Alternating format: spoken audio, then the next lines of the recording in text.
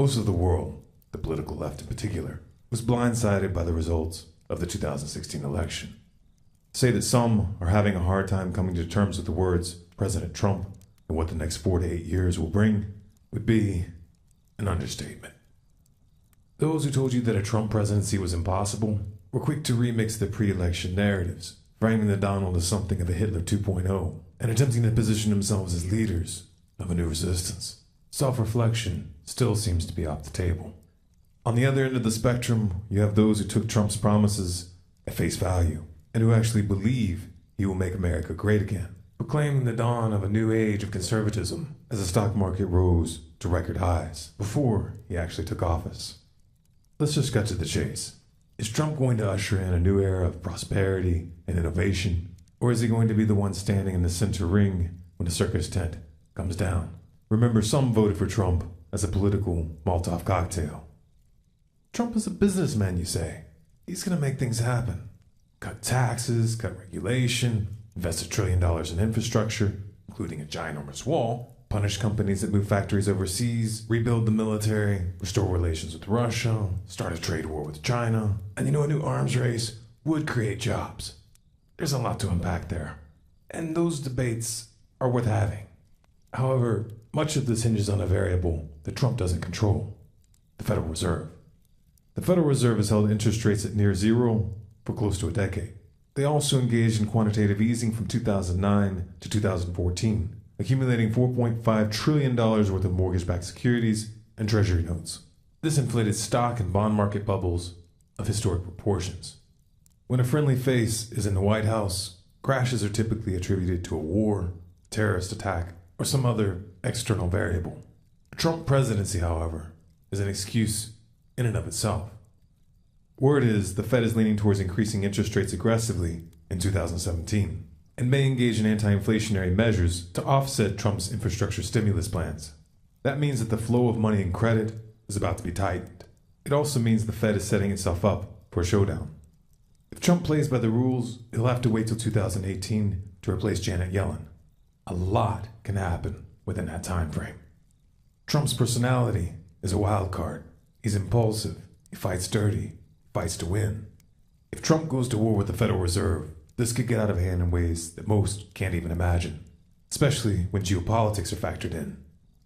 As a result, the US dollar's position as a world reserve currency is going to be in play.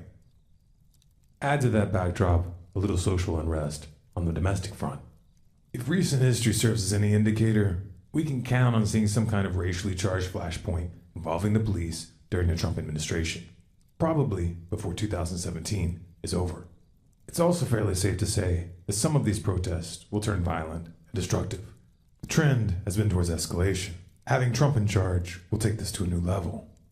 Trump ran on a platform of law and order and support for the police, which piggybacked on the perception that Obama was undermining law enforcement during his term. Just the belief that Trump has their back is going to influence police response. They're going to be more confident, more aggressive, and if Trump offers even so much as a word of encouragement, they will go into full crackdown mode, which would of course throw gasoline on a fire. These tensions have the potential of spinning out of control, especially in the context of an economic downturn.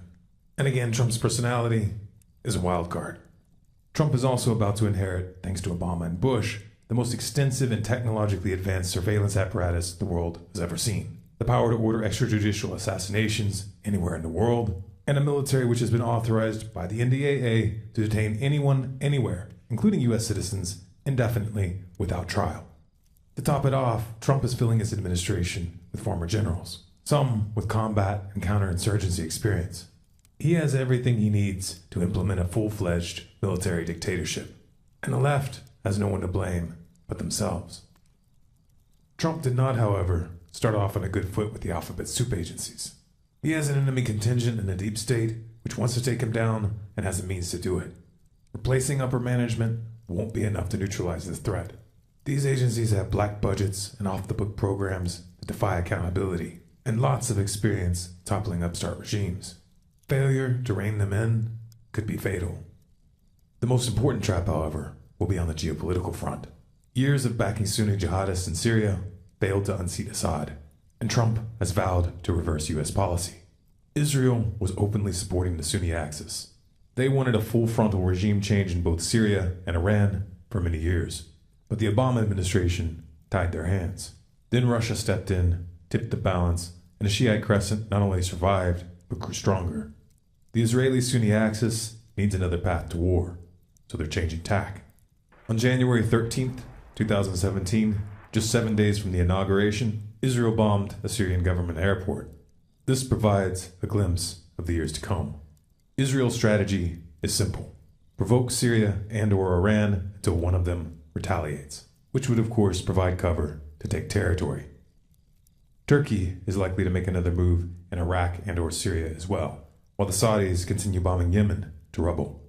Israel feels confident that Trump will defend them at all cost. Indeed, he's given this impression. But will he take the bait?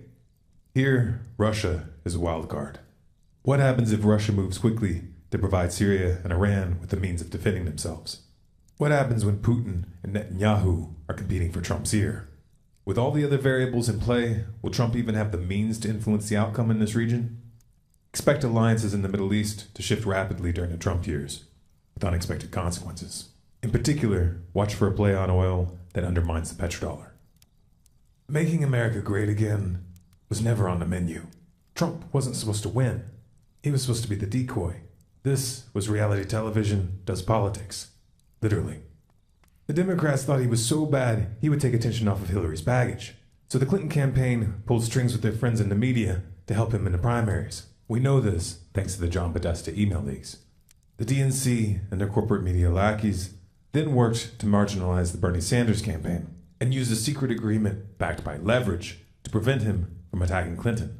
This was confirmed by the DNC email leaks. Oops.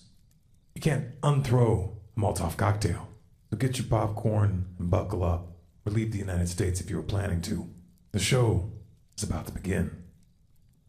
This video is Creative Commons. You have permission to download, copy, and distribute it by any means.